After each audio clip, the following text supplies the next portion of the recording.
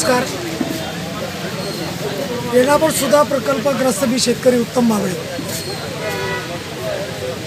आज या उपविभागीय अधिकारी कार्यालयासमोर भूसंपादन अधिकारी माननीय मेनशेट्टी साहेब यांच्या कार्यालयासमोर सदरील सुधा प्रकल्पाच्या संदर्भाने प्रकल्पग्रस्त शेतकरी आपल्या हक्काच्या मागणीसाठी मावेजा मिळावा जमिनीचा म्हणून या ठिकाणी आमरण उपोषण करत आहेत।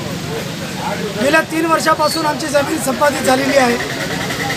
फक्त कोणाची किती कुठे किती एकर गेली एवढंच एक पत्र आहे।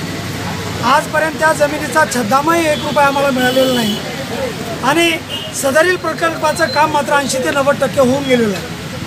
वास्तविक पाहता कुठलंही भूसंपादन केल्याच्या नंतर कुठल्याही विकासाच्या कामाचं मग ते रस्ता असोत, तलाव असोत, प्रकल्प असो, संपादित जमिनीचा मावेजा अगोदर त्या शेतकऱ्यांना दिला पाहिजे असा शासनाचा GR आहे।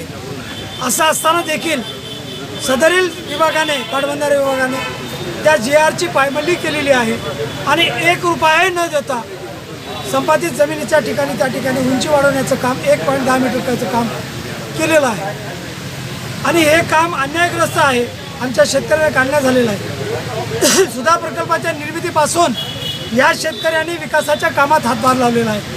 कोकण शहरासह अन्य काही गावांना पाणी पाजण्याचं काम या लोकांनी केलेलं आहे। आज मात्र आमच्या ह्या पाणी पाजणाऱ्या कुटुंबावर उपासमारीची वेळ आलेली आहे।